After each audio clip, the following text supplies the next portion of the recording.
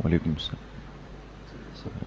کے لیے باہر کوئی بھی شرکت کر سکتے ہے تو طلباء کے لیے، اور آپ بیٹھنا چاہیں تو بیٹھ سکتے ہیں، حرج نہیں. کل سے شروع جی کل سے شروع ہے کل ہوا جی.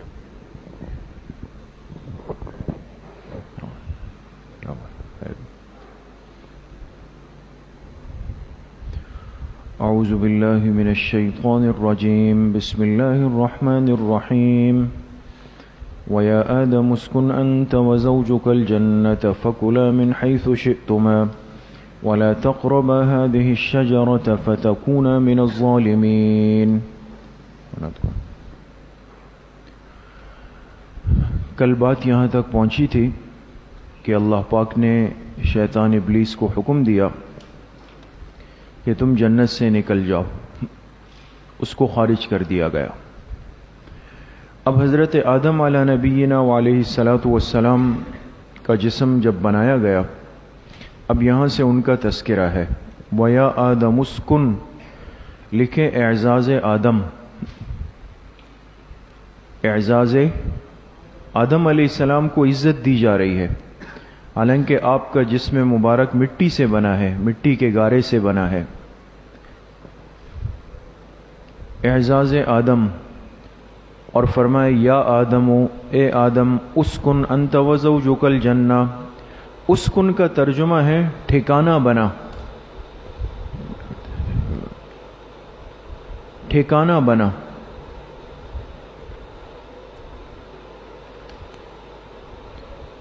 اے آدم ٹھکانہ بنا لے آپ بھی اور آپ کی بیوی بھی. بیوی کا نام کیا ہے؟ حضرت حوا علیہ السلام. آپ اور آپ کی بیوی ٹھکانہ بنا لے الجنت، جنت میں. شیطان نکال دیا گیا اور ٹھکانہ دے دیا اللہ نے حضرت آدم علیہ السلام اور ان کی بیوی کو. فَكُلَا مِنْ حَيْثُ شِئْتُمَا، بس آپ دونوں کھائیں جہاں سے آپ دونوں چاہیں، جہاں سے چاہے آپ دونوں کھائیں، لیکن ایک شرط ہے وَلَا تَقْرَبَا هَذِهِ الشَّجَرَةَ، آپ دونوں اس درخت کے قریب مت آئیے گا. اس درخت کے قریب، ایک خاص درخت اللہ نے اس کی نشاندہی فرمائی. یہ کون سا تھا اس کو آپ حضرت حصہ اول میں پڑھ بھی لیں گے. مختلف تذکرہ ہے، بعض نے کہا گندم ہے، بعض نے کہا انگور ہے. زیادہ راجح یہ کہ یہ گندم کا ایک خوشہ تھا، اس سے منع کیا. اس درخت کے قریب مت آئیے گا فَتَكُونَ مِنَ الظَّالِمِينَ، ورنہ آپ دونوں ہو جائیں گے من الظالمین. کیا ترجمہ ہوگا؟ نقصان اٹھانے والوں میں سے. نقصان، یہ چیزیں سمجھنے کی ہوتی ہے، ورنہ انسان ترجمہ کرے گا ہو جاؤ گے تم دونوں ظلم کرنے والوں میں سے. تو ہر جگہ کا ترجمہ اس کے آداب کا تقاضا رکھتا ہے. جو بات چونکہ دو پاک ہستیوں کی چل رہی ہے، لہذا ترجمہ بھی محتاط ہوگا. اس درخت کے قریب مت آئیے گا ورنہ ہو جائیں گے نقصان اٹھانے والوں میں سے. فوسوس لہم الشیطان، پس ان دونوں کو وسوسہ ڈال دیا شیطان نے. شیطان کو اللہ نے نکالا اور نکلتے ہوئے اس نے قسم کھائی تھی کہ مجھے تو محروم کر دیا، لیکن اب میں پورا زور لگاؤں گا لوگوں کو گمراہ کرنے کے لیے. تو لہٰذا ظاہر سی بات ہے کہ زور لگانے کا کام جب شروع کیا تو دنیا کے سب سے پہلے انسان کون ہے؟ حضرت آدم علیہ السلام. تو اس نے اپنی محنت کا آغاز بھی اس انسان سے کیا جس کی وجہ سے وہ محروم ہوا تھا. پہلا زور اسی پہ لگانا شروع کیا. لیکن اب کیسے زور لگائے؟ آدم علیہ السلام جنت کے اندر ہے اور شیطان جنت سے باہر ہے، آ تو نہیں سکتا. یہ ایک سوال ہے کہ بھئی شیطان نے کیسے ان کو آمادہ کیا اس کام پر. فوسوسا، اس لیے قرآن کریم نے جو لفظ استعمال کیا وہ کیا ہے؟ وسوسہ۔ شیطان نے دل میں خیال ڈالا۔ وسوسہ دل میں ڈالنے والا ایک جذبہ ہے، دل میں ڈالنے والا ایک جذبہ ہے، سمجھ گئے؟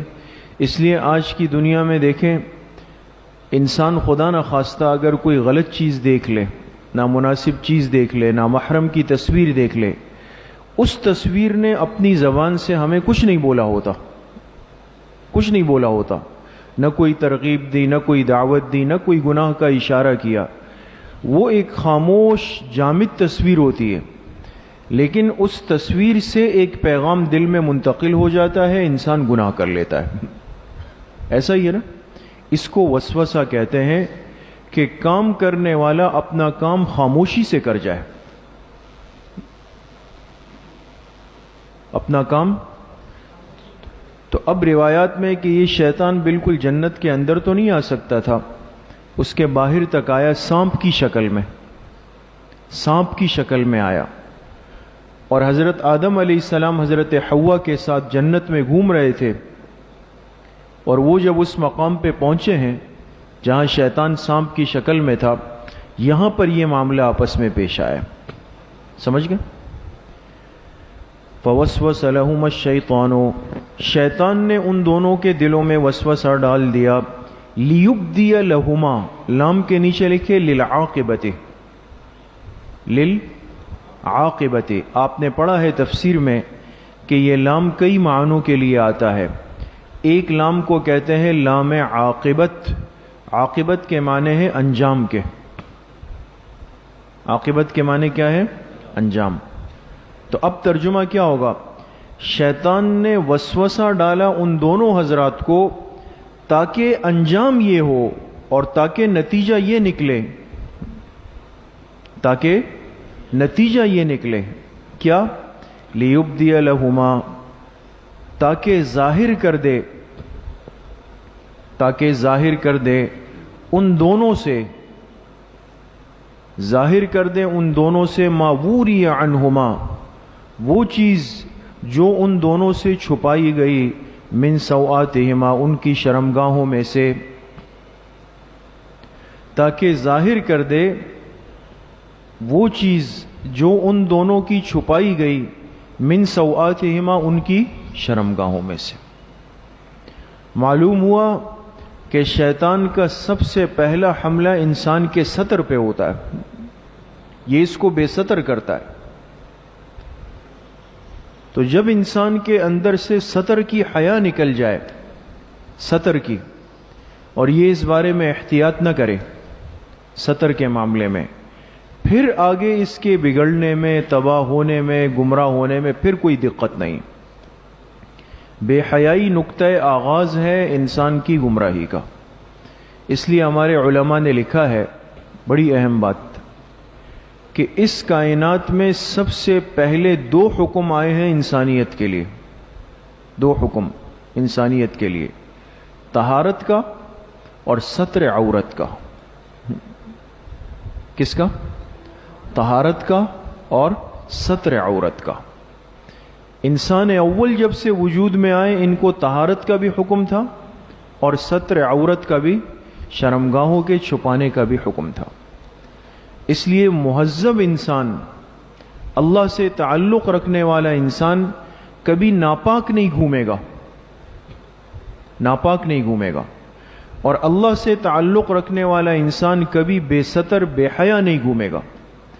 لہذا آج دنیا کے اندر وہ لوگ جو ستر کی، حیا کی پرواہ نہیں کرتے، وہ حیوان بن گئے، خراب ہو گئے، تباہ ہو گئے، اور امت مسلمہ پر اسی کی محنت ہو رہی ہے کہ یہ بالکل اسی طریقے سے گھومتے رہیں۔ لہٰذا آج ہمارے ہاں طہارت کا کوئی اہتمام نہیں، لوگ قضاء حاجت کے لیے جہاں تقاضا لگا جہاں چاہے بیٹھ گئے، بس بیٹھ گئے، لیکن اب طہارت کا کیا ہوگا تو کسی کو نہیں پتا ہے کہ بھئی ڈھیلے کا استعمال کرنا ہے، پتھر کا استعمال کرنا ہے، ٹیشو پیپر کا استعمال کرنا ہے، نہیں۔ آپ دیکھیں نا، لوگ جا رہے ہوتے ہیں جہاں تقاضا لگا، کونے میں ہوئے، فارغ ہوئے اور لباس بند کیا اور چل دیے۔ بھائی اس کی نماز کا کیا ہوگا، اس کے وضو کا کیا ہوگا، کپڑوں کی پاکی کا کوئی احساس نہیں ہے۔ بس جا رہے ہیں اس طریقے سے.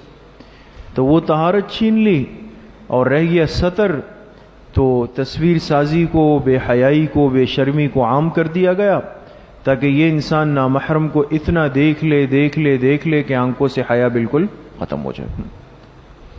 تو احتیاط کریں. آپ حضرات دین کے طلبہ ہے، طالبات ہے، ایک تو ہمیشہ باوضو رہنے کی کوشش کریں. باوضو رہیں. وضو کے لیے ضروری نہیں کہ آپ بیت الخلاء گئے ہوں تو وضو کریں گے. اچھے طالب علموں کی پہچان یہ ہوتی ہے کہ ہمیشہ باوضو رہتے ہیں، ہمیشہ باوضو رہیں. اور دوسرا، اپنی نگاہوں کی حد درجہ حفاظت کریں. یہ حافظے کا سب سے بڑا نسخہ ہے. طلبہ اس کو پوچھتے ہیں کہ بھئی میرا حافظہ کمزور ہے، سبق یاد نہیں رہتا ہے، امتحان میں پریشانی ہے، جو رات کو پڑھا پرچہ سامنے آیا سب دماغ سے نکل گیا، اس کے لیے کوئی وظیفہ بتا دیں. تو اس کے لیے ہر ایک تیار ہے کہ میں یا ہے نا اور سورہ کوثر 111 مرتبہ پڑھ لوں.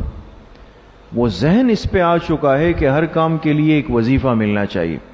لیکن اگر کسی کو کہا جائے کہ بھئی حافظے کا وہ چیز کیا ہے، فرمائے من سوآتہما، یہ من بیانیہ ہے، ان کی شرمگاہوں میں سے.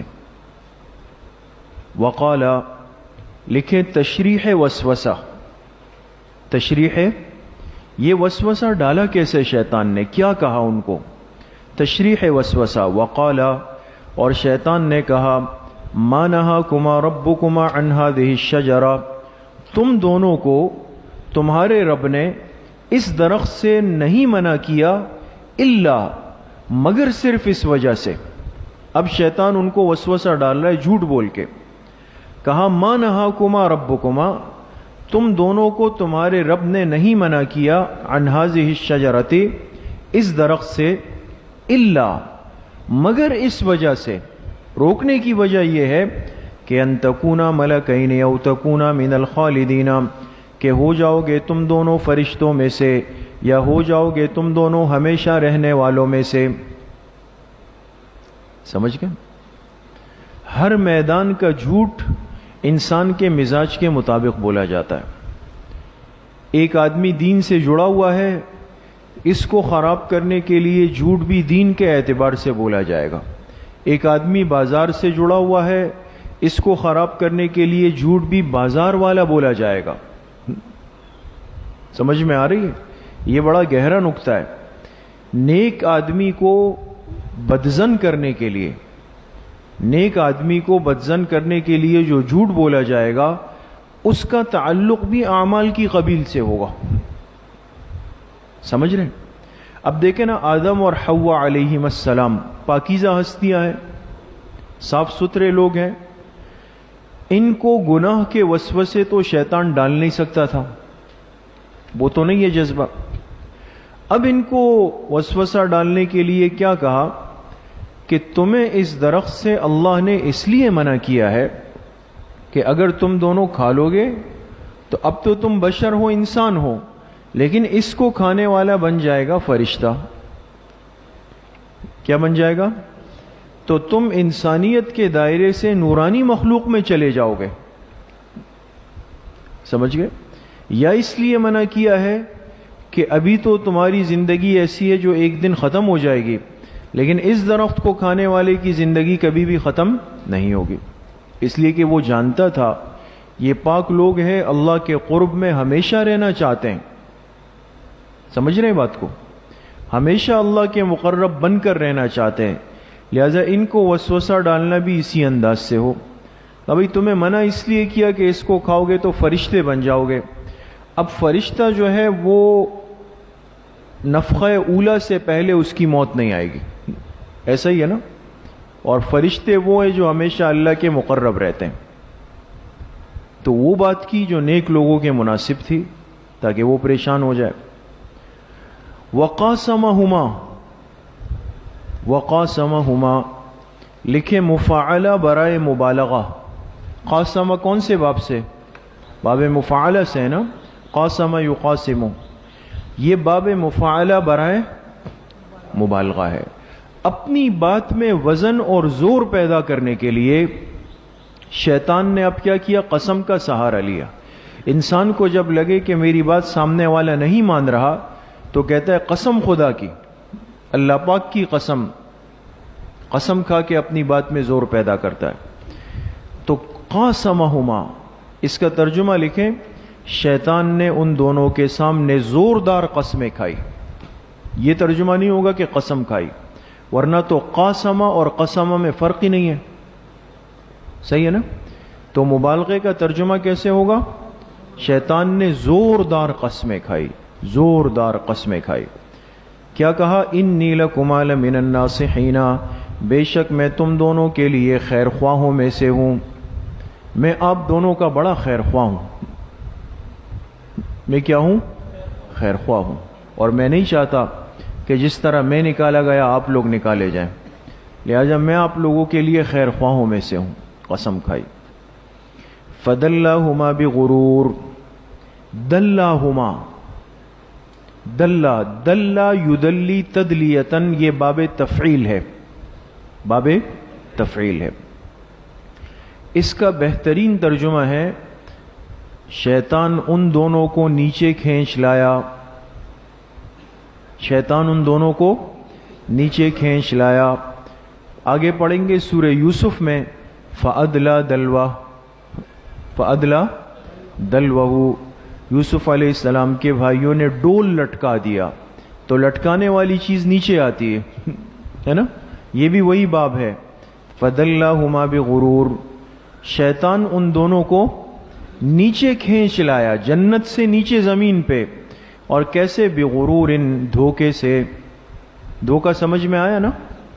فَدَلَّاهُمَا بِغُرُورٍ، پس نیچے کھینچ لایا دھوکے سے۔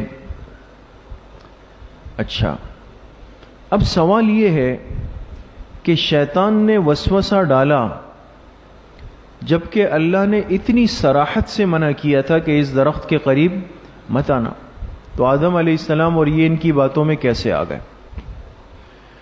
بعض مفسرین نے لکھا ہے کہ یہ وسوسہ کارآمد اس لیے ہوا کہ شیطان نے کہا کہ اللہ نے اس خاص درخت سے روکا ہے، اللہ نے اس خاص درخت سے روکا ہے، باقی اس نوع کے باقی درختوں سے نہیں روکا۔ اس خاص درخت سے روکا ہے، اس نوع کے باقی درختوں سے نہیں روکا۔ آپ نے منطق میں جنس نوع فصل پڑھی ہے نا؟ اس نوع کے باقی درختوں سے نہیں روکا۔ سمجھ میں آ گئے؟ اب میں آپ کو ایک مثال دوں۔ استاذ باہر نکلے، دیکھا ایک طالب علم پان کے سٹال پہ کھڑے تھے، جہاں پان سگریٹ چھالیاں بیچی جاتی، تو طالب علم کو وہاں کھڑا ہونا چاہیے؟ نہیں ہونا چاہیے، اس کی مناسب جگہ نہیں ہے۔ استاذ نے جب اپنے طالب علم کو دیکھا تو اگلے دن صبح بلایا اور کہا آئندہ میں تمہیں اس پان کے سٹال پہ نہ دیکھوں، آئندہ میں تمہیں اس پان کے سٹال پہ نہ دیکھوں۔ اس جملے کا کیا مطلب ہوا؟ کہ یہاں نہیں، باقی گرو مندر والے اور جہانگیر روڈ والے پہ چلے جاؤ، یہ مطلب تو نہیں ہے نا؟ حالانکہ جملے میں یہ کہ اس پان کے سٹال پہ، ہذہ الشجرہ، دیکھیں سمجھے بات کو، یہ انسان کو روکنے کے لیے جو تنبیہ ہوتی ہے اس میں اشارہ ضرور آتا ہے، لیکن مراد اس سے اس نوع کی تمام چیزیں ہوتی۔ لیکن اب شیطان نے محنت اس پر کی، کہا کہ دیکھیں آپ کو کہا لا تقربا ہذہ الشجرہ، اس گندم کے خوشے کے پاس نہیں آنا ہے، باقی جو گندم کے وہ ہے درخت ہے تو اس سے تو مسئلہ نہیں ہوگا نا۔ سمجھ میں آ گئے؟ تو اس نے وسوسہ اس انداز سے ڈالا، محنت اس انداز سے کی۔ اچھا، فَدَلَّاهُمَا بِغُرُورٍ، ان کو نیچے کھینچ لایا دھوکے سے۔ فَلَمَّا ذَاقَ الشَّجَرَةَ، پس جب دونوں نے اس درخت کے پھل کو چکھا، اس کو چکھا، اکلا نہیں کہا بلکہ کیا کہا؟ ذاقا۔ اس نقطے پہ غور کریں، نقطہ ہے، نقطہ یہ ہے کہ محتاط لوگ، جو محتاط لوگ ہوتے ہیں وہ غیر مطمئن چیز کو محتاط لوگ غیر مطمئن چیز کو مکمل طور پہ استعمال نہیں کرتے، مکمل طور پہ استعمال نہیں کرتے. سمجھ میں آ گئی؟ کھانوں کی چیزیں رکھ دی جائے سامنے، ایک چیز ایسی ہے جو آپ کو لگ بہت اچھی رہی ہے لیکن اطمینان نہیں ہو رہا کہ پتہ نہیں یہ کیا چیز ہے، تو محتاط لوگ کیا کرتے ہیں، اس میں سے ایک ٹکڑا توڑ کے پہلے زبان پہ رکھتے ہیں. ہاں اطمینان ہو گیا کہ بے یہ من قبیل الدوال ہے. دوال جانتے نہیں جانتے؟ منطق میں پڑھا ہے دلالات اربعہ. ہمارے بنوری ٹاؤن کے استاد صاحب مولانا انور بدخشانی صاحب فرمایا کرتے تھے کہ مدارس کے اندر زیادہ تر کھانا من الدوال للاربعہ ہوتا ہے. اب کسی کو سمجھ آیا؟ یعنی زیادہ تر دال بنائی جاتی ہے تو زیادہ تر دال بنتی ہے، تو چکھنے کے بعد پتہ چلتا ہے کہ یہ چیز کیسی ہے. تو فلما ذاق الشجرہ، یہ دونوں حضرات تھے تو غیر مطمئن کہ ہم صحیح کرنے جا رہے ہیں غلط کرنے جا رہے ہیں، اس لیے پورا نہیں کھایا، اس کو چکھا ہے. جب دونوں نے اس درخت کو چکھا تو وہ نقصان جو ہونا تھا وہ ہوا. شیطان کو پتا تھا کہ اللہ نے منع اس لیے کیا ہے کہ اس کی وجہ سے ان کے ستر چھپے ہوئے، اور یہ جب استعمال ہو جائے گا تو سب سے پہلے کیا چیز کھلے گی؟ ستر کھلے گا. تو بدت لہما سوآتہما، تو دونوں کے ستر کھلنے لگ گئے، دونوں کے ستر کھلنے لگ گئے. لیکن جہاں طبعی حیا ہے اندر، طبعی حیا تھی اندر، تو ایسا نہیں کیا کہ چلو ستر کھل رہا ہے تو کھلتا رہے، نہیں.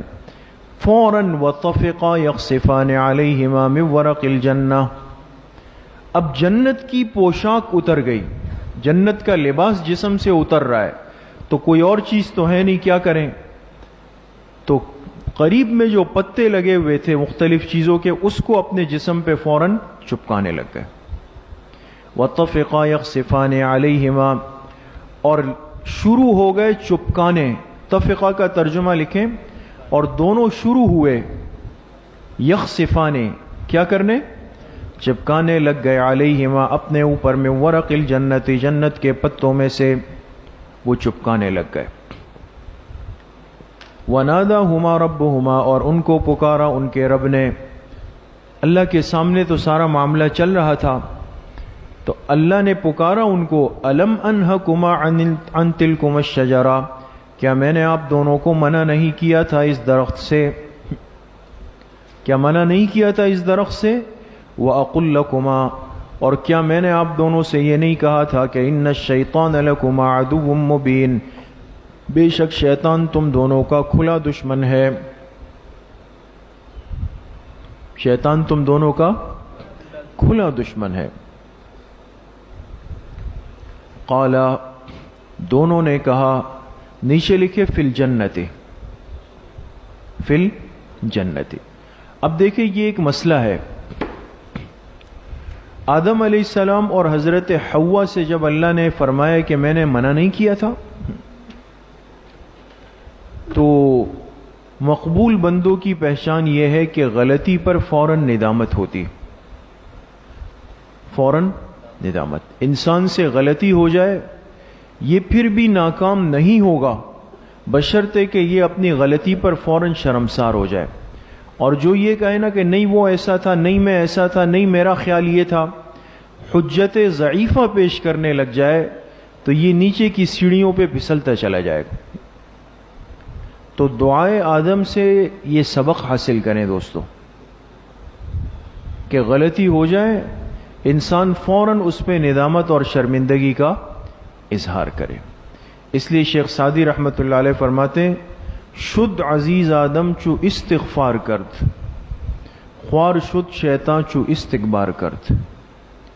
شد عزیز آدم چو استغفار کرد، آدم علیہ السلام معزز رہے اس لیے کہ استغفار کیا ہے. خوار شد شیطان چو استکبار کرد، اور شیطان اس لیے ذلیل و خوار ہوا کہ اس نے استغفار نہیں کیا، استکبار کیا یعنی تکبر کیا. سمجھ میں آ گئی؟ تو جب اللہ نے فرمایا منع نہیں کیا تھا تو قالا، نیچے کیا لکھا؟ فی الجنت. یہ کیوں لکھوایا دوستو؟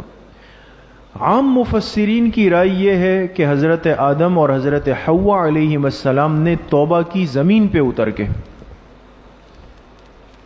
زمین پہ آ کے توبہ کی، لیکن بعض حضرات کی اور ہمارے حضرت استاد صاحب حضرت مولانا منظور احمد نعمانی صاحب دامت برکاتہم، استاد صاحب کی ذاتی تحقیق یہ ہے کہ یہ توبہ ان دونوں نے جنت میں ہی کر لی تھی۔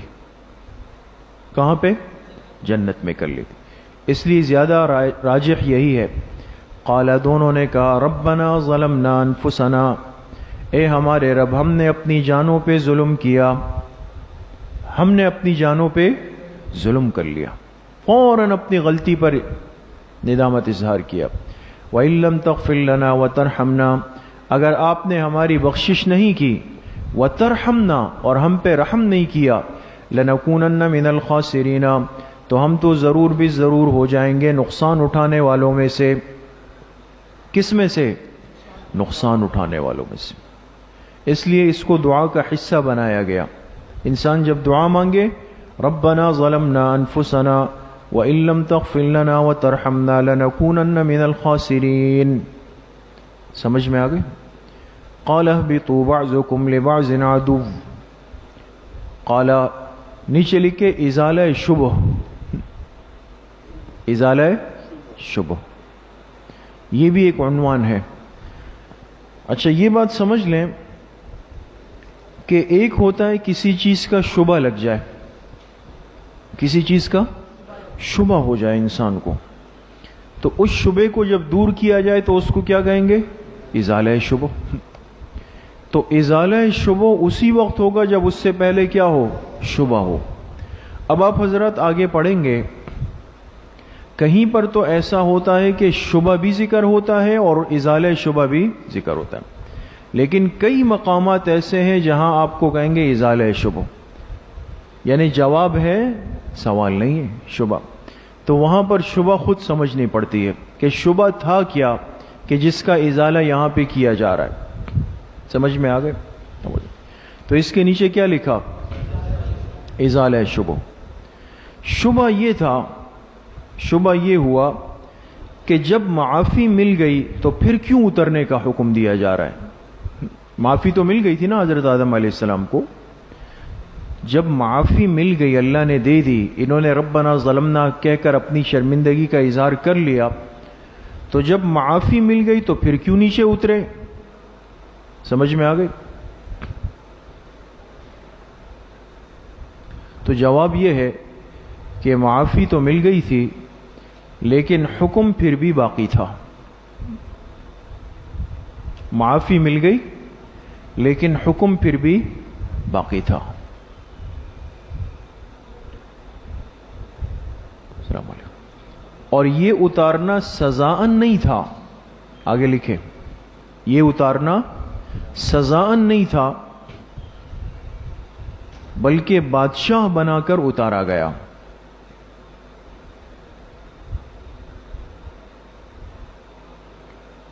بلکہ بادشاہ بنا کر اتارا گیا، یعنی مرتبہ اور بڑھ گیا، یعنی مرتبہ اور بڑھ گیا۔ سمجھ میں آ گئی؟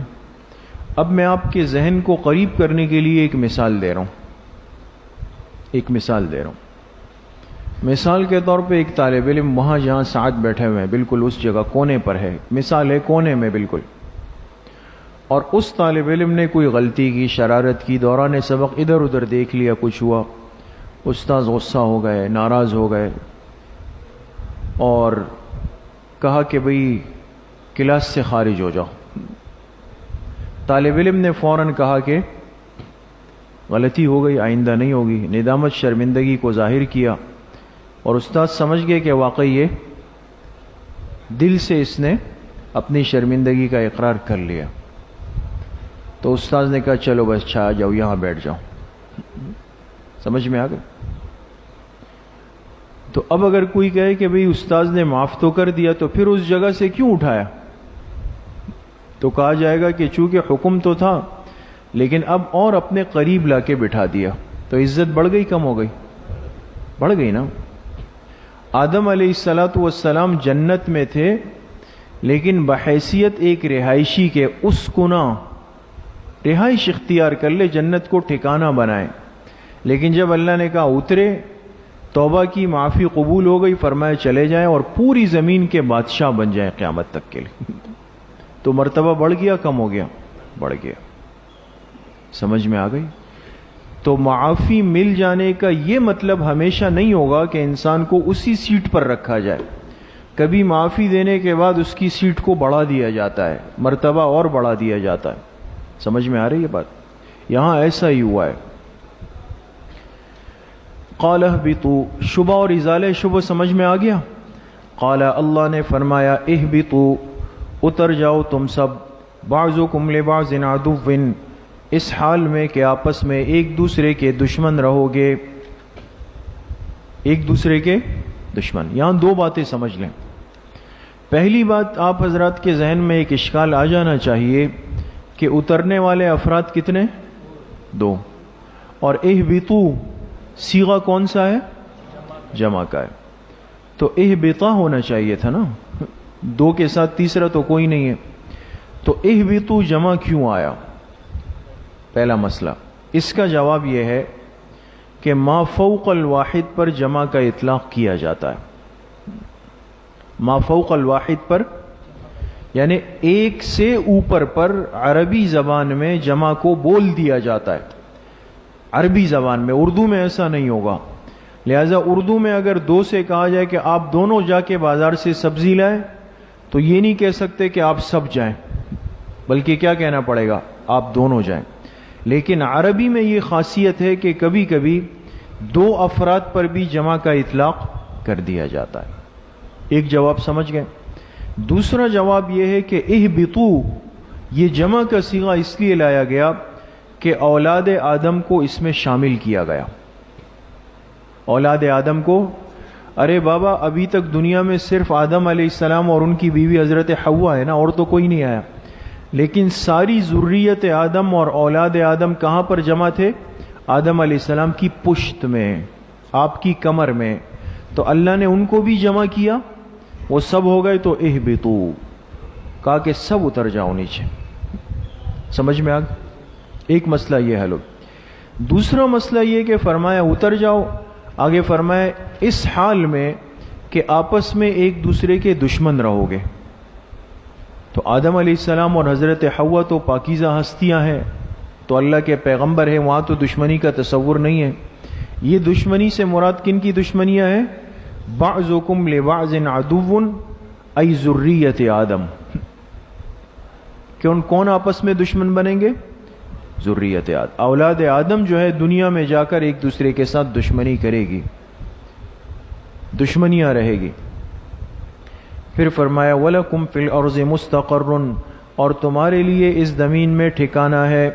مستقر ٹھکانہ.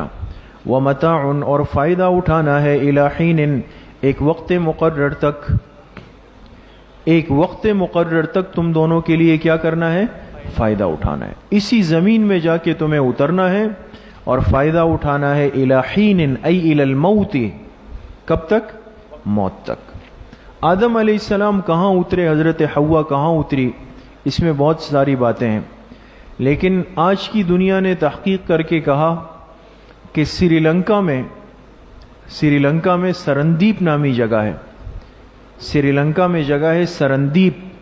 یہ جو بدھ مذہب والے ہیں، گوتم بدھ کو جو بدھسٹ کہلاتے ہیں، ان کا دنیا میں سب سے مقدس مقام جو ہے وہ سرندیپ ہے.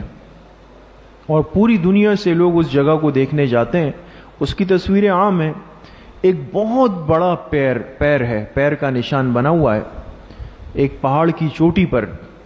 اور ان کا کہنا یہ کہ حضرت آدم علیہ السلام جب اترے تو اپنا ایک قدم انہوں نے یہاں پہ رکھا ہے، وہ وہاں پہ اس کا نشان بن گیا ہے.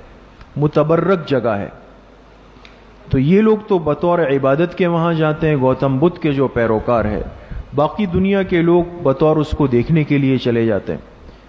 تو بہرحال ایک قول یہ کہ وہ سری لنکا میں اترے، سرندیپ میں اترے. اور حضرت حوا جو ہے یہ مکہ مکرمہ میں اتری. وہ کہاں اتری؟ مکہ مکرمہ. اور دونوں کو ایک دوسرے کا علم نہیں تھا، تلاش تھی لیکن علم نہیں تھا کہ دونوں کہاں پر ملیں گے. سمجھ گئے؟ تو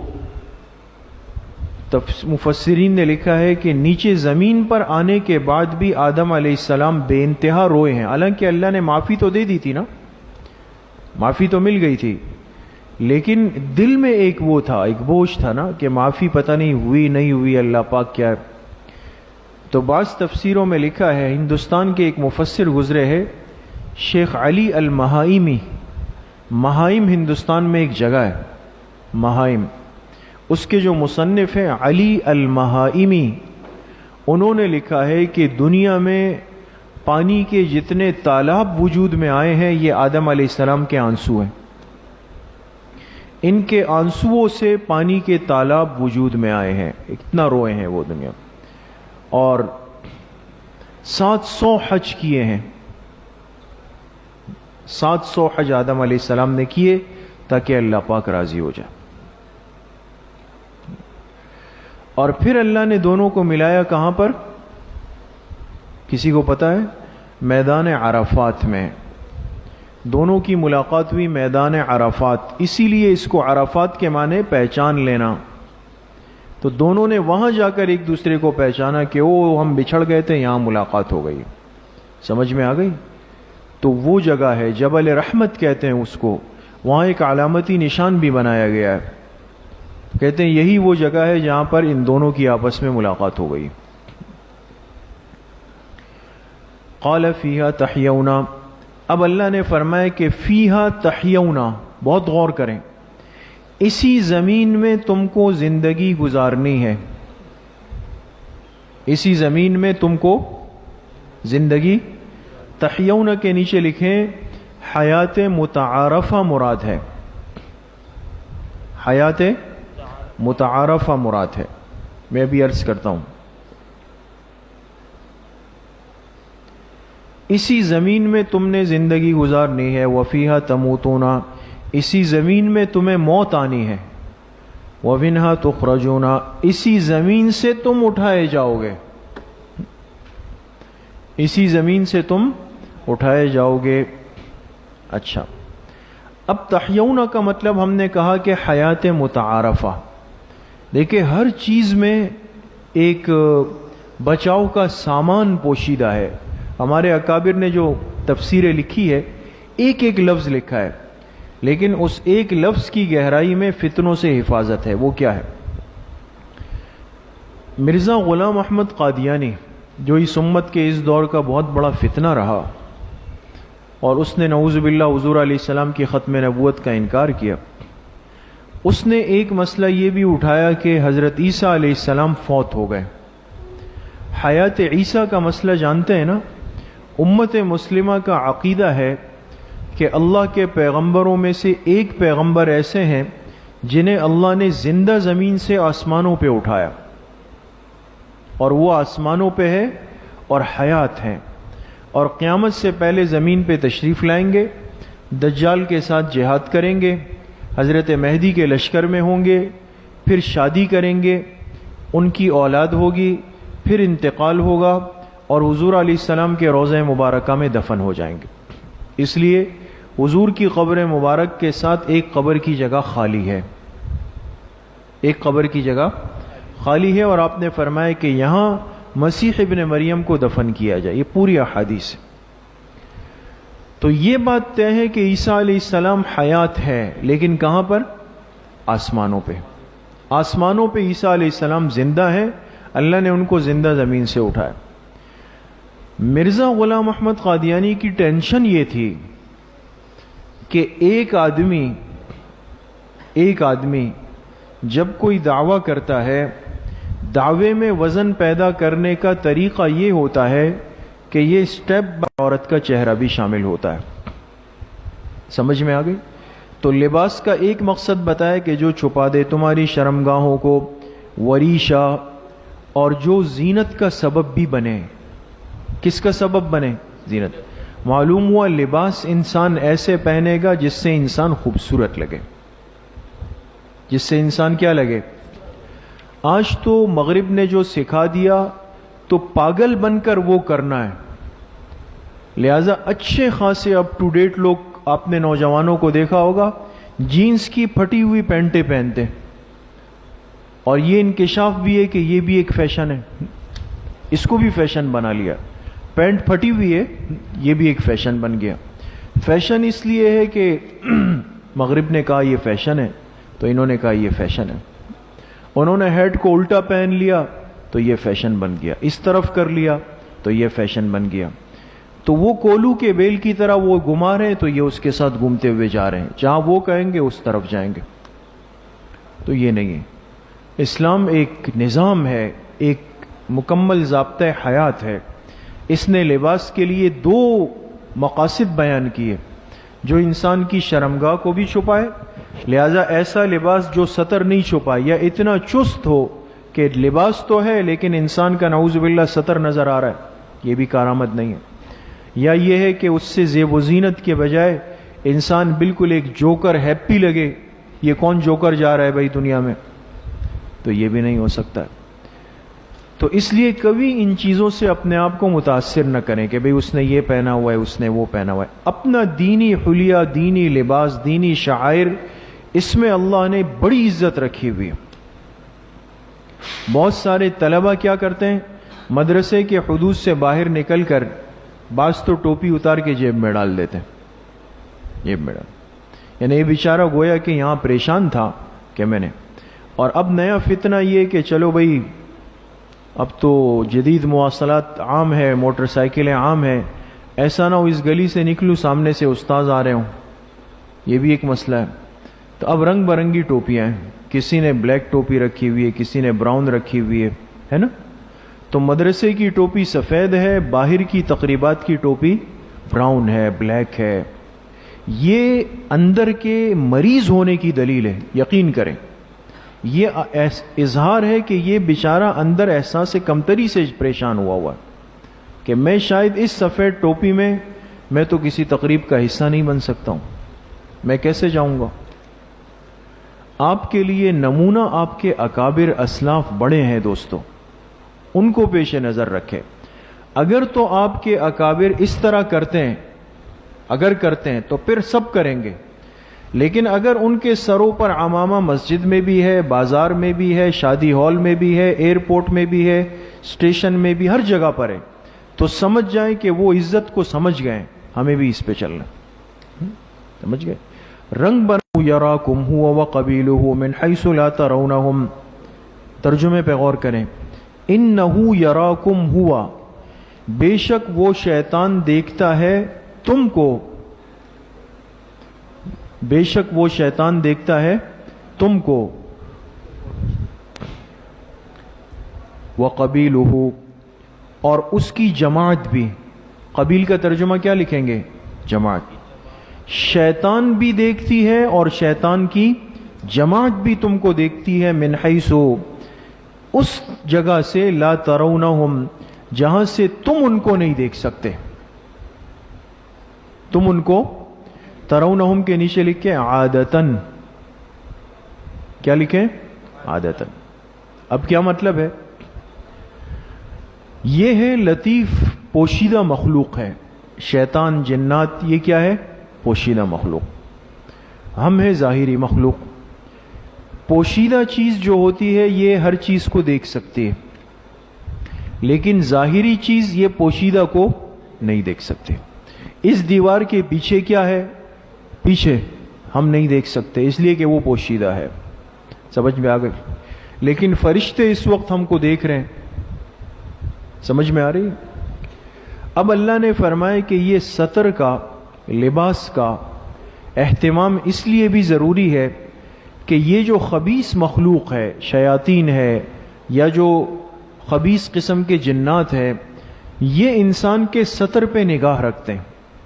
اس لیے دیکھیں نا، بیت الخلاء میں داخل ہوتے ہوئے کیا دعا سکھائی؟ اللہم انی اعوذ بک من الخبث والخبائث. آپ علیہ السلام نے فرمایا جب بندہ پڑھ لیتا ہے تو اللہ اس کے اور شیاطین کے درمیان ایک پردہ ڈال دیتے ہیں. اب پردے کے بعد پھر وہ شرمگاہ کو نہیں دیکھ سکتا. سمجھ گئے؟ تو یہ لباس ایک پردہ ہے. اللہ نے اس کو ایک حائل بنا دیا، لہذا شیطان ہمارے سطر کو دیکھ نہیں سکتا، ہم محفوظ ہو جاتے۔ انا جعلنا الشیاطین اولیاء، بے شک ہم نے شیطانوں کو بنا رکھا ہے اولیاء، دوست۔ شیطان دوست ہے کن کے؟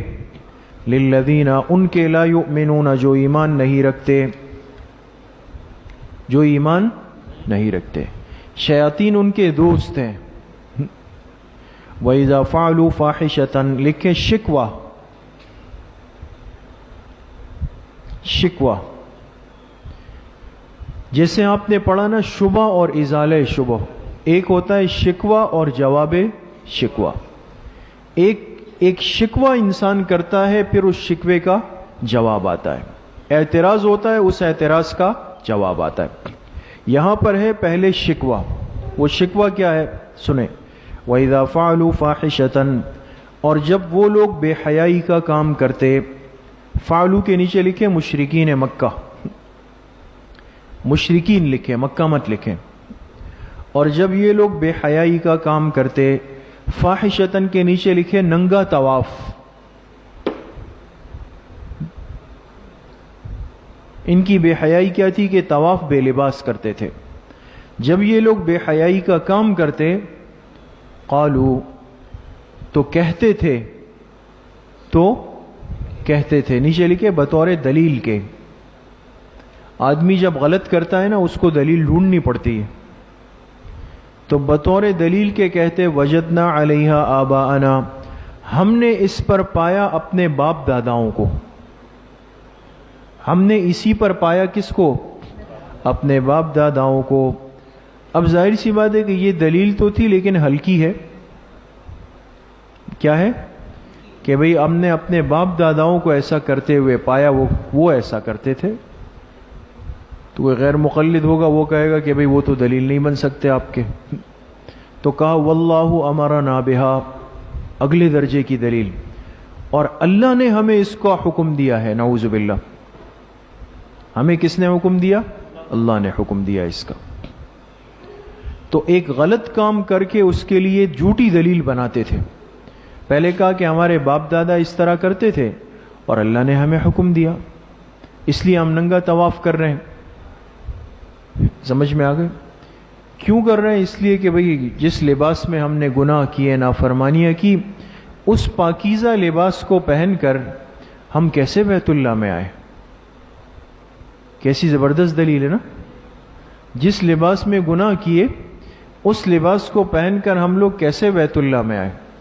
تو یہ نہیں سوچا کہ اس لباس کو اتار کر شرمگاہ کھول دی، یہ اللہ کے گھر کی کتنی بڑی بے احترامی ہے، بے ادبی ہے، بے شرمی ہے۔ قل لکھیں جواب شکوہ، جواب شکوہ۔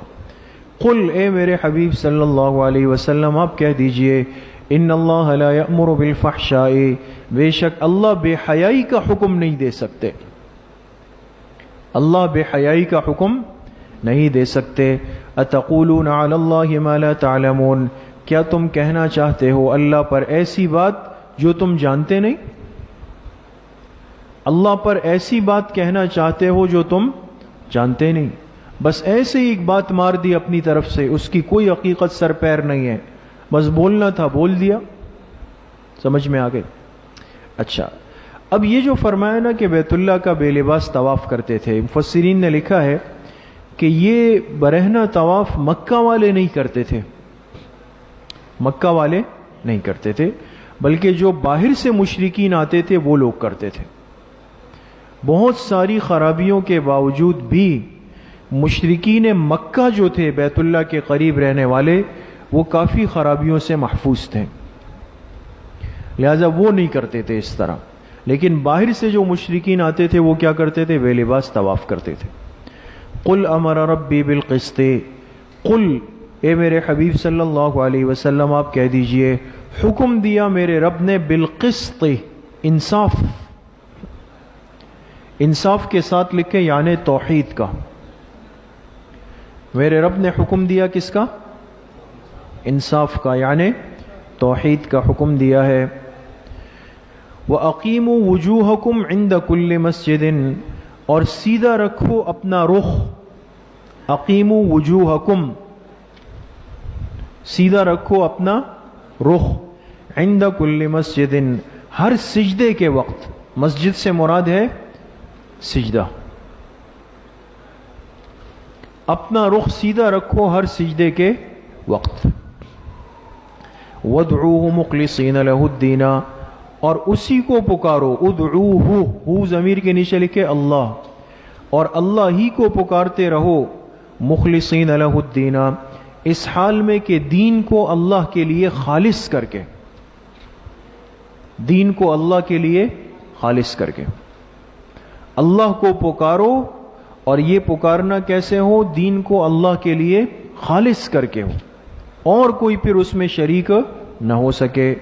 कमा बदअकुम, जैसे अल्लाह ने तुम्हें पहली दफा पैदा किया, जैसे अल्लाह ने तुम्हें पहली दफा पैदा किया। तऊदूना, तुम्हें लौटाएगा भी। जैसे पहली दफा पैदा किया, इसी तरह तुम्हें क्या करेगा? लौट। एक वक्त ऐसा था कि तुम दुनिया में आए, एक वक्त ऐसा आएगा कि तुम कब्र से दोबारा उठ जाओगे। समझ गए? समझ गए? तो बदाअकुम यह है नेमत इब्दा, नेमत इब्दा, और तऊदून यह है नेमत इयाद, नेमत इयाद। समझ में आ गए? फरीक़न हदा व फरीक़न हक़्क़ अलैहिमुज़ ज़लाला, एक तबका उसने हिदायत पाई और एक तबके पर गुमराही लाजिम हो गई। फरीक़न, एक तबके ने क्या पाई? हिदायत, हिदायत पाई, और एक तबके पर हक़्क़ा ऐ सबता, क्या लाजिम हो गई? गुमराही लाजिम हो गई। ये दोनों तबके साथ चलते हैं। ऐसा नहीं हो सकता कि दुनिया में सिर्फ हक हो, और ऐसा नहीं हो सकता कि दुनिया में सिर्फ बातिल हो। ये दोनों चीज़ें साथ चल रही होती है। एक तबके ने हिदायत पाई, एक तबके पर गुमराही लाजिम हो गई। इन्नहु मुत्तखज़ुश शयातीन औलिया, लिखे सबब ज़लालत, सबब ज़लालत। ये हमेशा का एक इश्काल जहन में होता है, एक इश्काल जहन में होता है कि जब हर चीज़ अल्लाह के इख्तियार में है तो एक तबका क्यों गुमराह चलता है? अल्लाह चाहते तो सब हिदायत पे चलते। समझ में आ गई? तो अल्लाह उस गुमराही का सबब बयान करते हैं। क्या बयान करते हैं? सबब, कि ये गुमराही इनकी इख्तियारी है, इजबारी नहीं। इख्तियारी है, इजबारी नहीं। जैसे मिसाल के तौर पे आपके इम्तिहानात हुए, विफाकुल मदारिस आपके पर्चों की चेकिंग कर रहा है, चेकिंग शुरू है, 13 दिन बाद आपके नताइज बनना शुरू हो जाएंगे। ये सारा अमल विफाक के असातिज़ा के हाथ से हो रहा है, वो कर रहे हैं। वो लिखेंगे मुमताज़, जय्यद, जिद्दन, जय्यद, मकबूल, और खुदा न ख्वास्ता रासिब, ये वो लिखेंगे, उनके हाथ लिखेंगे, उनके हाथ। लेकिन सबब कौन बने? हम। हमारे पर्चे उनकी तहरीर का सबब बनेंगे। ज़लालत का फैसला अल्लाह की बारगाह से होता है, लेकिन उसका सबब इंसान की बदअमली बन जाती है। समझ में आ गई? तो ये क्या है? सबब ज़लालत। क्यों गुमराह हुए? इन्नहु मुत्तखज़ुश शयातीन औलिया, बेशक इन लोगों ने बना रखा है शैतानों को अपना यार। औलिया का क्या तर्जुमा है? अपना यार, अपने दोस्त बना कर रखा हुआ है। मिन दूनिल्लाहि, अल्लाह को छोड़कर, अल्लाह को छोड़कर। वयहसबूना अन्नहुम मुहतदून, और गुमान करते हैं कि बेशक वही लोग हिदायत याफ्ता है, बेशक वही लोग हिदायत याफ्ता है। गलत रास्ते पर जाकर भी अपने आप को हिदायत पे समझ रहे हैं। ऐसा हो जाता है, इंसान जब नाफरमानी में सरकश बन जाता है तो गलत भी करता है और फिर कहता है मैं सही जा रहा हूं।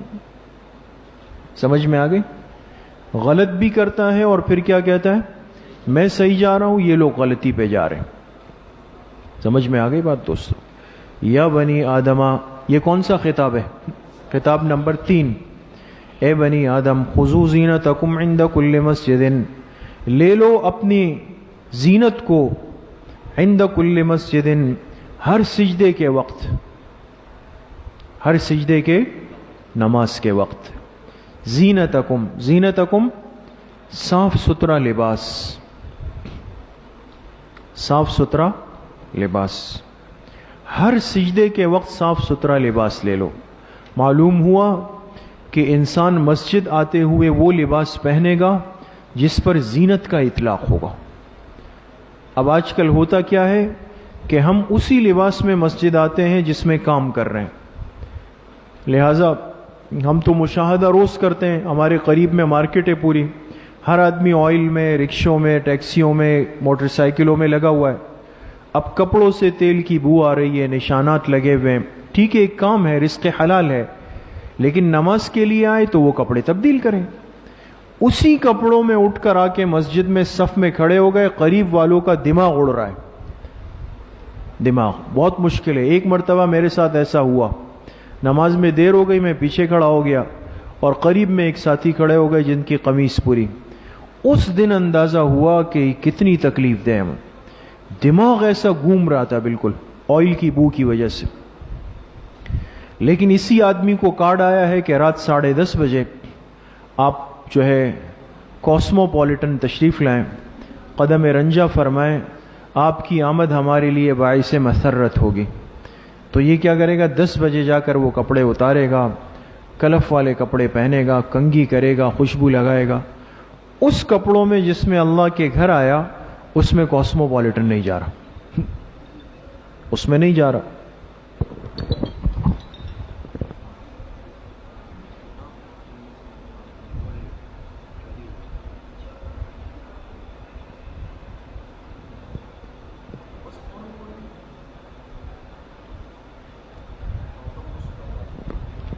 پاؤکم لس ہوتا ہوا ہے، پاؤکم لس ہوتا ہوا ہے، صحیح ہے، 9:45 ہوتا ہوا ہے، صحیح ہے.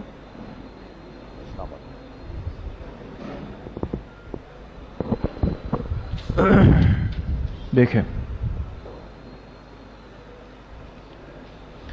وَكُلُوا وَاشْرَبُوا وَلَا تُسْرِفُوا، اور کھاؤ اور پیو اور حد سے تجاوز نہ کرو، اسراف مت کرو. کھاؤ پیو، اچھا لباس پہنو، اچھا کھاؤ، اچھا پیو، لیکن حد سے مت نکلو. دین اسلام میں کھانے پینے پر کوئی پابندی نہیں ہے دوستو. جو چیز پسند ہے، حلال ہے، دل چاہ رہا ہے، جیب میں گنجائش ہے، اس کو ضرور کھائیں، وہ منع نہیں ہے. لیکن وَلَا تُسْرِفُوا، حد سے تجاوز مت کرو. اسراف کا مطلب کیا ہے دوستو؟ اسراف کا ایک مطلب تو یہ ہے کہ اس چیز پہ 100 روپے لگ سکتے تھے، لیکن آپ نے ذرا ترم خانی دکھانے کے لیے وہ 500 والی چیز جا کے جو ہے وہ، ایسا بھی ہے نا بھائی. ایک چیز گرو مندر پہ 200 میں ملتی ہے، وہ جا کے آپ 2 دریا میں 1200 کی ملتی ہے. تو آپ نے کہا یار وہاں جا کے تو سیلفی لینی ہے، بیٹھنا ہے، کل دوستوں کو بتانا ہے کہ ہم 2 دریا ہو کے آئے ہیں. ہاں، تو 2 دریا کے لیے 2 کا فگر بڑھا دیا، لہٰذا 200 والی چیز جا کے 1200 میں کھائی. تو 1000 کا جو بیچ میں ڈیفرنٹ آ رہا ہے، فرق آ رہا ہے، یہ اسراف ہے، یہ غلط ہو گیا یہاں. ایک مطلب یہ. دوسرا اسراف کا مطلب یہ کہ جا کے کھانے میں لگ گئے اور کہا یہ بھی آ جائے، وہ بھی آ جائے، یہ بھی آ جائے. کھاتے کھاتے کھاتے رات کے 1:30 بج گئے، پیٹ اتنا بھاری ہو گیا، آئے اور بستر پہ گر گئے. 1:30 بجے سوئے اور اگلے دن 1:30 بجے اٹھ گئے، ہے نا. تو جسم کے لیے 12 گھنٹے کی نیند تو ضروری ہے. تو فجر کی نماز ہی بیچ میں غائب ہو گئی. اس تجاوز نے فرض سے محروم کر دیا، یہ اسراف کہلاتا ہے. سمجھ میں آ گئی؟ یہ مراد ہے. اِنَّهُ لَا يُحِبُّ الْمُسْرِفِينَ، بے شک اللہ پاک اسراف کرنے والوں کو پسند نہیں فرماتے. اللہ اسراف کرنے والوں کو پسند نہیں فرماتے. قُلْ مَنْ حَرَّمَ زِينَةَ اللَّهِ الَّتِي أَخْرَجَ لِعِبَادِهِ، قُلْ اے میرے حبیب صلی اللہ علیہ وسلم آپ کہہ دیجئے، کس نے حرام کیا ہے اللہ کی زیب و زینت کو جو اللہ نے اپنے بندوں کے لیے پیدا فرمائی. اخرجا، اخرجا کا ترجمہ لکھیں پیدا فرمائی. جو خوبصورتی کی چیزیں اللہ نے اپنے بندوں کے لیے پیدا فرمائی اس کو کس نے حرام کیا ہے؟ سمجھ میں آ گئی؟ اپنی طرف سے ایسا نہیں کرنا چاہیے. تو جو اللہ کی دی ہوئی زینت ہے اس کو کس نے حرام کیا؟ سمجھ رہے؟ جو اللہ نے پیدا فرمائی اپنے بندوں کے لیے، والطیبات من الرزق، اور جو پاکیزہ رزق ہے، جو پاکیزہ رزق ہے اس کو کس نے حرام کیا؟ کوئی بھی حرام نہیں کر سکتا اس کو. قل ہی للذین آمنوا فی الحیات الدنیا، آپ کہہ دیجئے ہی کی خبر محذوف نکالیں دوستو. ہی مخلوقتن، ہی مخلوقتن، وہ چیزیں پیدا کی گئی، وہ چیزیں پیدا کی گئی للذین آمنوا، ایمان والوں کے لیے، فی الحیات الدنیا، دنیا کی زندگی میں. کس کی زندگی میں؟ اب دیکھیں دوستو، قرآن کہہ رہا ہے کہ یہ پاکیزہ رزق اور یہ خوبصورتی والی چیزیں یہ پیدا کی گئی کس کے لیے؟ کس کے لیے؟ ایمان والوں کے لیے. اور کہاں پیدا کی گئی؟ دنیا کی زندگی. تو اس کا مطلب تو یہ کہ ہم صبح جو ناشتہ کر کے آئے ہیں تو یہ ناشتہ صرف ایمان والوں کے لیے، کافر کے لیے نہیں ہونا چاہیے. حالانکہ جس طرح ہم کھا رہے ہیں، عیسائی بھی کھا رہے ہیں، ہندو بھی کھا رہے ہیں، سکھ بھی کھا رہے ہیں، یہودی بھی کھا رہے ہیں، ہے نا؟ یہ ساری پاکیزہ چیزیں جو مسلمان کھا رہا ہے وہ تو کافر بھی دنیا میں کھا رہا ہے. تو پھر کیا مطلب ہوا کہ فی الحیات الدنیا، کہ یہ چیزیں ایمان والوں کے لیے ہے دنیا کی زندگی میں. اس لیے مفسرین نے لکھا، حاشیے پہ لکھے، کافر اس میں طبعاً شامل ہے دنیا میں، کافر اس میں طبعاً شامل ہے دنیا میں. ایک ہوتا ہے اصل اور ایک ہوتا ہے تابع. ایک ہوتا ہے اصل اور ایک ہوتا ہے تابع. میں اس کی ایک مثال سمجھانے کے لیے عرض کر رہا ہوں. جیسے کوئی بزرگ آئے اور وہ دعوت میں جا رہے ہیں، ہم بھی چلے ان کے ساتھ، ہم بھی ان کے پیچھے پیچھے گئے. بھئی حضرت کے لیے دعوت ہو گئی، حضرت کے مرید نے حضرت کے لیے انواع و اقسام کی چیزیں بنائی تھی. کس کے لیے؟ ہمارے لیے تو نہیں بنائی، ان کے لیے بنائی. لیکن حضرت جب بیٹھ گئے تو فرمایا بھئی آؤ جاؤ آپ لوگ بھی بیٹھ جاؤ. تو ہم بھی توفیلی بن کے بیٹھ گئے. تو حضرت نے وہ چیزیں کھائی اصل بن کر، ہم وہ کھائیں گے تابع بن کر. دنیا کی نعمتوں کو مسلمان استعمال کرتا ہے اصلاً، کافر استعمال کرتا ہے طبعاً. سمجھ گئے؟ تو یہ چیزیں ایمان والوں کے لیے ہے دنیا کی زندگی میں. یہ بات ختم. آگے خالصۃ یوم القیامہ، اور خاص طور پہ ہے قیامت کے دن. کیا مطلب؟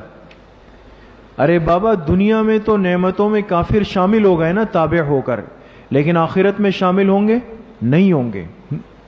آخرت میں نہ اصلاً ہوں گے نہ طبعاً. اس لیے فرمایا یہ نعمتیں خالصتاً، خاص ہے کن کے لیے؟ ایمان والوں کے لیے. یوم القیامت، قیامت کے دن. کذالک نفصل الآیات لقوم یعلمون، اسی طرح ہم کھول کھول کے بیان کرتے ہیں ان آیتوں کو، لقوم، ان لوگوں کے لیے، یعلمون، جو کہ سمجھ رکھتے ہیں یا جو جاننا چاہتے ہیں، جو جاننا چاہتے ہیں. قل انما حرم ربی الفواحش، نیچے لکھے تحریمات اللہ کا بیان. تحریمات اللہ، اللہ کی حرام کردہ چیزوں کا بیان. جو چیزیں اللہ نے حرام کی اس کو کیا کہتے ہیں؟ تحریمات اللہ. اور آگے آئے گا تحریمات غیر اللہ.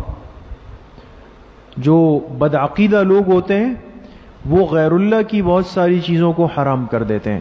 مزار پہ جا کے دودھ رکھ دیا، مزار پہ جا کے مرغا چھوڑ دیا، کہا کہ یہ اس بزرگ کے نام پہ وقف ہو گیا. وہ مرغ سارا دن وہاں پہ کٹر کٹر کر رہا ہے، کوئی اس کو ہاتھ نہیں لگا سکتا ہے. کیوں؟ اس لیے کہ یہ بابا کے نام پہ وقف ہے. حالانکہ یہ مرغ وقف ہو سکتا ہے؟ نہیں. یہ تو چھری کے نیچے آنا چاہیے. اس کو کوئی ذبح کرے تو ذبح کر سکتا ہے، کھانا چاہے تو کھا سکتا ہے. اس کو کس نے حرام کیا؟ اس کو کہتے ہیں غیر اللہ کی تحریمات.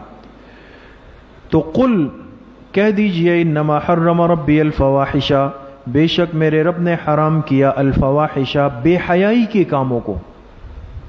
کس کو حرام کیا؟ بے حیائی کے کاموں کو. ما ظہر منہا وما بطنا، چاہے وہ ظاہر کی ہو چاہے وہ باطن کی ہو. چاہے وہ بے حیائی کس کی ہو؟ ظاہر کی ہو. ایک بے حیائی ہوتی ہے ظاہر کی. ظاہر کی بے حیائی کیا ہے؟ کہ سطر کھول کے انسان جا رہا ہے. ایک بالغ عاقل نوجوان نے ایسا لباس پہنا جو گھٹنوں سے اوپر ہے. آج کل یہ فارم ہاؤس جاتے ہیں نا، فارم ہاؤس، تو وہاں جانے کا ایک بڑا مقصد سوئمنگ پول میں نہانا ہے. تو ٹھیک ہے، کوئی مقصد مسئلہ نہیں ہے، لیکن یہ مطلب تھوڑی ہے کہ وہاں جا کے آپ نے چھوٹی چھوٹی نیکریں پہن لی، سطر کھول دیا، پورا لباس پہن کے اس میں چھلانگ مارے. تو اس میں خیال رکھیں. بعض دفعہ طلبہ بھی چلے جاتے ہیں اور سمجھ نہیں ہوتی ہے تو سطر نظر آ رہا ہوتا ہے، ناف چھپی ہوئی ہو گھٹنے بھی چھپے ہوئے ہوں، ایسا لباس پہنے. تو یہ تو ہے ظاہر. اور ایک ہے باطن کی بے حیائی. کیا مطلب؟ ظاہر میں تو شیخ کل ہے، سب کچھ ہے، سب چھپا ہوا ہے، عمامہ ہے، رومال ہے، تسبیح ہے، جبہ قبہ ہے، سب کچھ صحیح جا رہا ہے، لیکن دل میں اندر خیالات گندے ہیں، اندر کی دنیا برباد ہے، اندر کچھ اور سوچ رہا ہے، اندر کچھ سوچ رہا ہے اور زبان سے کچھ. ہمارے حضرت شیخ فرماتے ہیں پیر ذوالفقار صاحب، زبان پہ ہے اللہ، دل میں ہے کالی بلا. زبان سے اللہ اللہ کہہ رہا ہے، اندر کالی بلا بٹھایا ہوا ہے، یعنی گناہوں کو سوچ رہا ہے. تو ظاہر کی حیا بھی ضروری ہے، باطن کی حیا بھی کیا ہے؟ ضروری ہے. والاسم، اسم پر بھی حرم داخل ہوگا، اور اللہ نے حرام کیا کس کو؟ گناہوں کو. والبغی، اور حرام کیا ظلم کو. ظلم کو حرام کیا بغیر الحق، ناحق. جو ناحق ظلم ہے وہ بھی کیا ہے؟ حرام ہے. وَأَن تُشْرِكُوا بِاللَّهِ، اور حرام کیا اس بات کو کہ اللہ کے ساتھ شریک کیا جائے. مَا لَمْ يُنَزِّلْ بِهِ سُلْطَانًا، ان کو شریک کیا جائے. لم ينزل به، ہی ضمیر کے نیچے لکھیں بمعبودیتہ، بمعبودیتہ، اللہ کے ساتھ شریک کرنا ایسوں کو کہ نہیں اتارا اللہ نے ان کے معبود ہونے پر سلطانن کوئی دلیل. جن کے معبود ہونے کی کوئی دلیل انسان کے پاس نہیں ہے، آج انسان ان کو اللہ کے ساتھ شریک کر رہا ہے. اب کوئی کہے کہ اللہ کے ساتھ صفات میں، اللہ کی قدرت میں، اللہ کے اختیارات میں پیغمبر شریک ہے، صحابی شریک ہے، اللہ کے ولی شریک ہے، تو نہ نبی کے شریک ہونے پر دلیل ہے، نہ صحابی کے شریک ہونے پر دلیل ہے، نہ اولیاء کے شریک ہونے پر دلیل ہے. دلیل ہے؟ دلیل نہیں. سمجھ میں آ گئی؟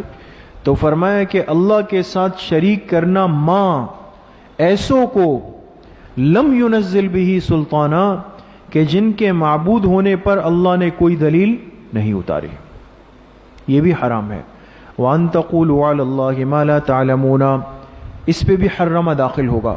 اور حرام کیا اللہ نے اس کو کہ اللہ کی بارے میں ایسی بات کی جائے جو تم نہیں جانتے ہو، جو تم نہیں جانتے ہو.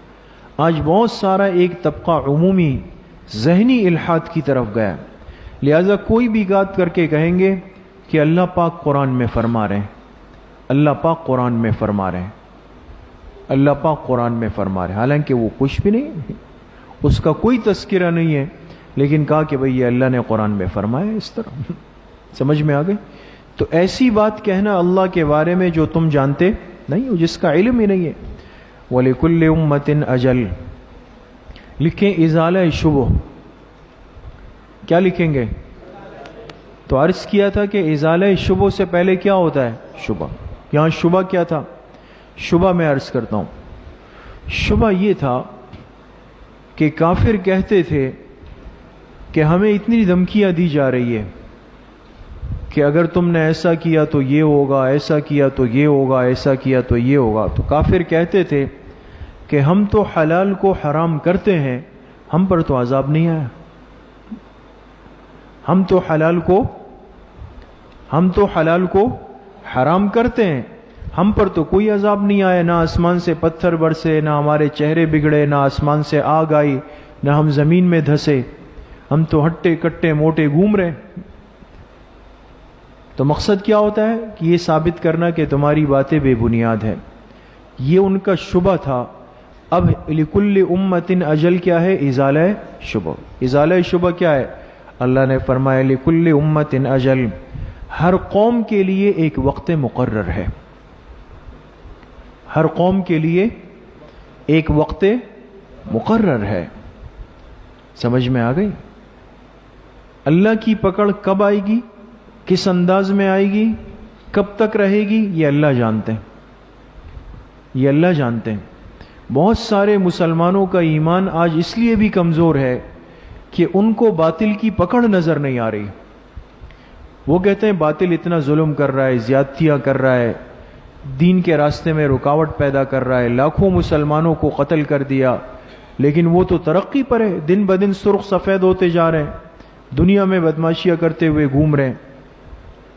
یہ ایمان کی کمزوری کی دلیل ہے. جو اللہ نے فرمایا وہ برحق ہے. باطل کے ظلم پر اس کی پکڑ آنی ہے، لیکن کب آنی ہے، کس طرح آنی ہے؟ لکل امت اجل، ہر امت ہر قوم کے لیے کیا ہے؟ ایک وقت مقرر ہے. وہ آئے گا، اپنے وقت پہ آئے گا، پھر سب کی آواز نکلے گی. فَإِذَا جَاءَ أَجَلُهُمْ، پس جب آ جائے گا وہ وقت مقرر، جب وہ وقت مقرر آ جائے گا، لا يستأخرون ساعة ولا يستقدمون، نہ وہ ایک گھڑی پیچھے ہو سکیں گے، نہ ایک گھڑی آگے ہو سکیں گے. نہ ایک گھڑی پیچھے ہو سکیں گے، نہ ایک گھڑی آگے ہو سکیں، پھر موقع نہیں ہوگا. یا بنی آدم، یہ خطاب نمبر 4، چوتھی مرتبہ فرمایا یا بنی آدم، اے بنی آدم، اما یأتینکم رسل منکم، لکھے حکایت عہد قدیم، حکایت عہد سابقہ زمانوں کی بات سنائی جا رہی ہے. کبھی اللہ سمجھانے کے لیے سابقہ امتوں کو پیش کرتے ہیں کہ ان سے عبرت حاصل کر لو. اس کو کہتے ہیں حکایت عہد قدیم. اے بنی آدم، اما یأتینکم رسل منکم، آ جائے تمہارے پاس تم میں سے ہی رسول. اگر آ جائے تمہارے پاس تم میں سے ہی رسول، دیکھیں قرآن کتنا صاف کہہ رہا ہے، تم میں سے ہی رسول. معلوم ہوا جتنے پیغمبر دنیا میں آئے ہیں وہ کن میں سے ہے؟ انہی انسانوں میں سے ہی آئے، انہی انسانوں میں سے ہی آئے. تو ثابت ہوا کہ پیغمبر نوع بشریت میں آتے ہیں، پیغمبر نوع بشریت میں آتے ہیں. اہل بدعت کو ناراضگی یہ ہے کہ انہوں نے ہماری بات کو سمجھا نہیں. ایک ہوتا ہے تم میں سے، ایک ہوتا ہے تم جیسے. دونوں میں فرق ہے، دونوں میں فرق ہے، الگ الگ باتیں ہیں نا. تم میں سے ہے اور ایک ہے تم جیسے ہیں. قرآن کریم نے دونوں میں سے کون سا لفظ استعمال کیا؟ تم میں سے ہے. پیغمبر تم میں سے ہے، یہ تھوڑی کہا کہ تم جیسے ہیں. اہل بدعت ناراض ہوتے ہیں تم جیسے کو لے کر اور کہتے ہیں انہوں نے پیغمبر کو اپنے جیسا کہا. یہ کس نے کہا ہے؟ یہ تو نعوذ باللہ کوئی بھی نہیں کہہ سکتا. پیغمبر نوع بشریت میں آتے ہیں، لیکن بشریت کے سب سے اعلیٰ مقام پہ فائز ہوتے ہیں. سمجھ گئے؟ پیغمبر ہم میں سے ہے لیکن ہم جیسے نہیں ہے. ہم تو گناہوں میں ڈوبے ہوئے ہیں، وہ عصمت کے اعلیٰ مقام پر فائز ہوتے ہیں. تو یا بنی آدم، اے بنی آدم، اگر آ جائے تمہارے پاس رسول تم میں سے، یقصون علیکم آیاتی، جو تمہیں بیان کرے میری آیتیں. یقصون بیان کریں، جو تمہیں بیان کرے میری آیتیں. فمن اتقا، پس جو بچ کر رہا، جو کیا رہا؟ بچ کر رہا. نیچے لکھے عن الشرک، عن الشرک. ترجمہ سمجھیں؟ جو بچ کر رہا کس سے؟ شرک سے. یا ترجمہ کرے پس جو ڈرا، جو اب نیچے لکھیں گے من اللہ، سمجھ میں آیا؟ جو ڈرا اللہ سے یا جو بچ کر رہا شرک سے، فلا خوف علیہم ولا هم یحزنون، نہ ان پر کوئی خوف ہوگا نہ وہ غمگین ہوں گے. والذین کذبوا بآیاتنا، جنہوں نے ہماری آیتوں کو جھٹلایا، واستکبروا عنہا، اور تکبر کیا ان کو قبول کرنے سے، عنہا ای عن قبولہا، اور تکبر کیا ان کو قبول کرنے سے، اولئک اصحاب النار ہم فیہا خالدون، یہی لوگ جہنم والے ہیں، ہم فیہا خالدون، اور اس جہنم میں ہمیشہ رہیں گے. فمن اظلم، لکھ کے زجر، زجر کہتے ہیں ڈانٹ، تنبیہ، ناراضگی. جب ظالموں اور کافروں کا، مشرکوں کا تذکرہ آتا ہے تو وہاں پر آپ کو عنوان کیا لکھوائیں گے؟ زجر. فمن اظلم، کون اس سے بڑا ظالم ہو سکتا ہے؟ ممن افترى علی اللہ کذبا، جو اللہ کی ذات پہ جھوٹ باندھ دے، جو اللہ کی ذات پہ، او کذب بآیاتہ، یا جو اللہ کی آیتوں کو جھٹلا دے. جو اللہ کی آیتوں کو، ایک ہے اللہ پر جھوٹ بولنا، ایک ہے اللہ کی باتوں کو جھٹلا دینا، دونوں ظلم ہیں. اولئک ینالہم نصیبہم من الکتاب، یہ لوگ ینالہم پائیں گے، نصیبہم اپنا حصہ، یہ لوگ پائیں گے نصیبہم اپنا حصہ. نصیبہم کے نیچے لکھے یعنی رزق اور عمر، رزق اور عمر.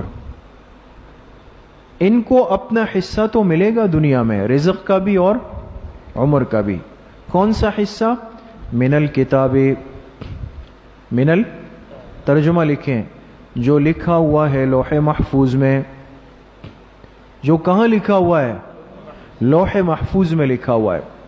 لوح محفوظ میں لکھا ہوا ہے کہ فلاں انسان جو فلاں تاریخ کو پیدا ہوگا، اس کی عمر 70 سال ہوگی، اور یہ اتنے من گندم کھائے گا، اتنے چاول کھائے گا، اتنی مرغیاں کھائے گا، اتنی سبزیاں، سب چیزیں لکھی ہوئی اللہ نے، چاہے مسلمان ہے چاہے کافر ہے.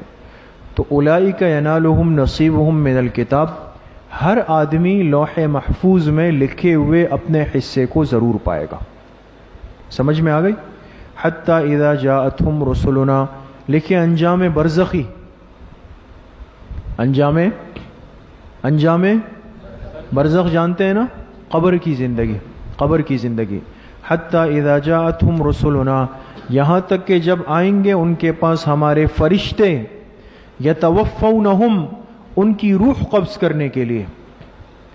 جب آئیں گے ان کے پاس ہمارے فرشتے ان کی روح قبض کرنے کے لیے، قالو، تو فرشتے کہیں گے اینما کنتم تدعون من دون اللہ، کہاں گئے وہ جنہیں تم پکارتے تھے اللہ کو چھوڑ کے؟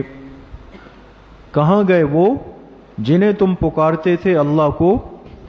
آج دنیا میں انسان اتنا مست ہے، اتنا مشتعل ہے، اتنا جذبات میں ہے کہ یہ اللہ کے ساتھ دوسروں کے لیے بھی آوازیں لگاتا ہے، یا فلاں یا فلاں یا فلاں یا فلاں یا فلاں. اور غلط رہنمائی کی گئی، جذبات کو مشتعل کیا گیا. انسان باوجود تعلیم یافتہ ہونے کے، سمجھ بوجھ رکھنے کے، شہروں میں رہنے کے، تب بھی کیا کرتا ہے؟ مسلکی تعصب میں آ جاتا ہے. کس میں آ جاتا ہے؟ مسلکی تعصب. یہ اللہ کے علاوہ غیر اللہ سے بھی مانگنے لگتا ہے. کیوں؟ اس لیے کہ اس کو غیر اللہ کی طاقت سمجھائی جا رہی ہے، غیر اللہ کی طاقت اس کو بتائی جا رہی ہے. لہذا بڑا مجمع بیٹھا ہے اور ایک آدمی آ کے ممبر پہ بیٹھ کے کہے کہ فلاں ایک وقت میں جو ہے وہ پہلے آسمان پہ پیر رکھ دیا اور فلاں نے اسی وقت میں دوسرے آسمان پہ پیر رکھ دیا. چونکہ ممبر وہ جگہ ہے کہ جہاں بیٹھنے والے کو عامت الناس معتبر سمجھ رہے ہیں. جھوٹی سچی کہانیاں سنا کر غیر اللہ کی طاقت ذہنوں میں بٹھائی گئی. لہذا انہوں نے کہا کہ فلاں کے پاس بھی وہ طاقت ہے، فلاں کے پاس بھی وہ طاقت ہے. یہ دنیا میں چلتا رہا، لیکن جب موت کا وقت آئے گا فرشتہ کے سب سے پہلے کیا کہے گا؟ اینما کنتم تدعون من دون اللہ. ہاں اب بتاؤ جن کو اللہ کے علاوہ پکارتے تھے وہ کہاں ہیں؟ حتی قالوا ضلوا عنا، قالوا تو یہ لوگ کہیں گے کہ ضلوا ای غابوا، کیا لکھیں گے؟ وہ تو ہم سے غائب ہو گئے، گم ہو گئے، نظر ہی نہیں آ رہے کہ کہاں ہیں. وشہدوا علی انفسہم، اور خود اپنے اوپر یہ لوگ گواہی دیں گے. کون؟ یہ کافر، یہ مشرک، یہ بدعقیدہ، یہ خود اپنے اوپر گواہی دے کے کہیں گے کہ انہم کانوا کافرین، کہ بے شک یہ لوگ کفر کرنے والے تھے. قال، لکھے انجام اخروی، انجام اخروی. قال، اللہ فرمائیں گے ادخلوا فی امم، داخل ہو جاؤ ان جماعتوں کے ساتھ. فی کے نیچے لکھے مع، یہاں فی کیا ہے؟ بمعنی مع، مع کے معنی ساتھ. اللہ فرمائیں گے اب تم داخل ہو جاؤ ان جماعتوں کے ساتھ، قد خلت من قبلکم من الجن والانس، جو تم سے پہلے گزر چکی ہے جنات اور انسانوں میں سے. تم سے پہلے جو جنات اور انسان گزرے نا، تم سے پہلے، لیکن وہ بھی تمہاری طرح مشرک تھے، بدعقیدہ تھے، کافر تھے. اب تم بھی ان کے ساتھ شامل ہو کے داخل ہو جاؤ. کس میں؟ فی النار، کس میں؟ جہنم میں، جہنم کی آگ میں شامل ہو جاؤ. تو دیکھیں ایک ضابطہ سمجھ میں آیا کہ جہاں پر قرب اعتقادی ہو، جہاں پر کیا ہو؟ قرب اعتقادی ہو، تو بعد زمانی کے باوجود بھی اشتراک فی الانجام ہوتا ہے. سمجھ میں آیا کچھ؟ جہاں کیا ہو؟ قرب اعتقادی ہو، تو بعد مکانی کے باوجود بھی اشتراک فی الانجام ہوتا ہے. میں آپ سے عرض کروں، ابو جہل، ابو لہب کو گزرے ہوئے 1400 سال ہو گئے، اور کہاں گزرے؟ مکہ مکرمہ میں گزرے. ایک آدمی ہندوستان میں بت کے سامنے سجدہ کر رہا ہے. دونوں کا مکان دور ہے یا نہیں ہے؟ جگہ دور ہے، زمانہ بھی دور ہے، لیکن قرب ابو جہل میں اور ایک ہندو مشرک میں کس چیز کا ہے؟ قرب اعتقادی. اس نے بھی بت کو معبود کہا، اس نے بھی بت کو معبود کہا. چاہے زمانہ دور ہے، جگہ دور ہے، لیکن اشتراک فی الانجام ہوگا. دونوں داخل کس میں ہوں گے؟ جہنم میں.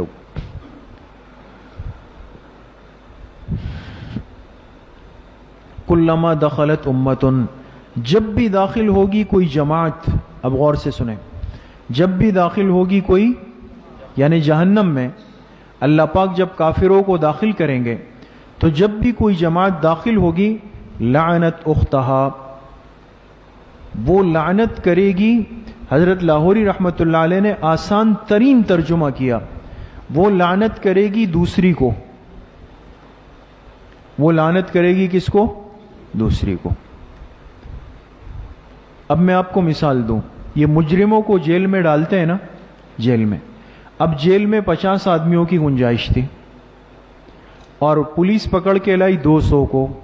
ڈالنا اسی جیل میں، پہلے 50 کو ڈالا، ان پہ ڈنڈے برس رہے ہیں، جیل بھی بھر گئی. کہا باقی 50 کو بھی ڈالو. اب باقی 50 کو جب ڈالنے لگے تو یہ پہلے والے کیا کریں گے؟ ان کو کہیں گے ہماری مصیبت پہلے کم ہے، ایک تو پہلے سے جیل میں اور ڈنڈے برس رہے ہیں، تمہارے آنے سے جگہ بھی تنگ ہو جائے گی، ہے نا. تو مجرم کو لعنت کرتا ہے اس لیے کہ وہ اس کی تکلیف میں زیادتی کا. تو جب جہنم میں ایک طبقہ چلا جائے گا تو دوسرے طبقے کو دیکھ کر ان کو گالیاں دے گا کہ تم بھی یہاں منہ مارتے ہوئے آ رہے ہو. تو لعنت اختہا، آسان ترجمہ یہ کہ وہ لعنت کرے گا دوسرے کو، اور علمی ترجمہ یہ ہے کہ وہ لعنت کرے گا اپنے مشابہ کو. کس کو؟ اپنے مشابہ کو. اس جیسے اور آ رہے ہیں تو ان کو لعنت کرے گا. حتی اذا ادارکوا فیہا جميعا، یہاں تک کہ جب جمع ہو جائیں گے اس میں سب کے سب. ادارکوا، جمع ہو جائیں گے. یہ اگلے پچھلے سارے بدعقیدہ مشرک کافر منکر جب جمع ہو جائیں گے تو قالت اخراہم لأولاہم، اب غور کریں، تو کہیں گے پچھلے والے، اخراہم کا کیا ترجمہ ہے؟ پچھلے والے، لکھے تابعین، کیا؟ تابعین، تو کہیں گے تابعین لأولاہم، اگلے والوں سے، متبوعین، متبوع آگے ہوتا ہے یا تابع آگے ہوتا ہے؟ متبوع آگے ہوتا ہے، تابع اس کے پیچھے چلتا ہے، قائد آگے چلتا ہے اور کارکن اس کے پیچھے چل رہا ہوتا ہے، یہی نظام ہے نا دنیا کا، متبوع آگے ہے اور تابع اس کے۔ تو آج تو بکریوں اور بھیڑ کی طرح ہم سر جھکا کے جا رہے ہیں، اس نے جو کہا ہم نے نعرے کا جواب دے دیا، زندہ باد اور مرد آباد، سمجھ گئے، اور کہا کہ بس یہی ہے ہمارا اوڑھنا بچھونا، یہی ہے جینا مرنا، یہی ہے ہمارا۔ تو یہ تو دنیا کے جذبات ہیں نا، لیکن جب نافرمان لوگ اس جہنم میں جمع ہوں گے اور اب دیکھیں گے کہ قائدین بھی بیٹھے ہوئے ہیں، قائدین دیکھیں گے کہ ناظرین اور سامعین بھی بیٹھے ہوئے ہیں، سب ایک دوسرے کو دیکھ لیں گے، تو اب یہ تابعین کہیں گے لِأُولَاهُمْ، کن کے لیے؟ متبوعین کے لیے۔ ان قائدین کو دیکھ کر غصہ اور زیادہ ہوگا کہ ان کی وجہ سے آج یہ دن دیکھنا پڑا، تو یہ کہیں گے ربنا ہؤلاء اضلونا، اے ہمارے رب انہوں نے ہمیں گمراہ کیا، یہ جو اسٹیج پہ بیٹھتے تھے انہوں نے ہمیں گمراہ کیا، فآتہم عذابا ضعفا من النار، ان کو دگنا عذاب دے دے جہنم کا۔ اب کم از کم دل یہ چاہ رہا ہوگا کہ آ تو گئے سب جہنم میں، مر تو گئے، ہلاک ہو گئے، اتنا تو ہو کہ ان کو ڈبل ملے، ان کی وجہ سے یہ دن دیکھنا ہوا۔ کہیں گے اے اللہ ان کو کیا دے دے؟ دگنا عذاب دے جہنم کا۔ قال لکل ضعف، اللہ فرمائیں گے پریشان نہ ہو، سب کو ڈبل ملے گا، سب کو ڈبل ملے گا۔ لکل ضعف، ہر ایک کے لیے بڑھتا جائے گا، ضعف کا ترجمہ ہے ہر ایک کے لیے بڑھتا جائے گا۔ ولکن لا تعلمون، لیکن تم جانتے نہیں تھے، دنیا میں جانتے نہیں تھے کہ کس انجام کی طرف جا رہے۔ اچھا، وقالت اولاہم لاخراہم، اور کہیں گے متبوعین، پہلے تو تابعین نے کہا نا، انہوں نے متبوعین کے لیے کہا، اور اب کہیں گے متبوعین لاخراہم، کن کے لیے؟ تابعین کے لیے۔ فما کان لکم علینا من فضل، تمہیں ہم پر آج کوئی فضیلت نہیں ہے۔ جب دیکھیں گے نا سب تباہ ہو گیا تو وہ کہیں گے تمہیں ہم پر کوئی فضیلت نہیں ہے کہ تمہیں کوئی ریلیف دیا جائے، نرمی دی جائے، تمہارے ساتھ کوئی بہتری کی جائے، تمہیں کوئی فضیلت نہیں ہے۔ اب کیا کرنا ہے؟ اب سب نے رہنا ہے یہاں پہ، فذوقوا العذاب بما کنتم تکسبون، چکھتے رہو اس عذاب کو بسبب ان کرتوتوں کے جو تم کرتے تھے، بسبب ان کرتوتوں کے جو تم کرتے تھے۔ تو دنیا میں انسان کو اپنا مربی، سرپرست اس کو بنانا چاہیے جو قیامت میں جنت لے جانے کا ذریعہ بنے۔ ایسا نہ ہو کہ یہاں تو ہو گیا لیکن آخرت میں دیکھا کہ جی سب لائن جہنم میں جا رہی ہے، تو کتنی بڑی پریشانی۔ اپنی نسبت کو درست کریں، اپنے تعلق کو درست کریں، اپنی مجالست، اپنی صحبت کو درست کریں، یہ قیامت کے دن فائدہ دے گی۔ اگر یہ دنیا میں خراب ہو گئی تو آخرت کی سب سے بڑی مصیبت منتظر ہے دوستو۔ اللہ پاک صحیح عمل کی توفیق نصیب فرمائے۔ وآخر دعوانا ان الحمد للہ رب العالمین۔ ساتھی وضو فرما لیں، آدھے گھنٹے کا وقفہ ہے، تقاضا وغیرہ کر لیں، وضو کر لیں، چائے پی لیں۔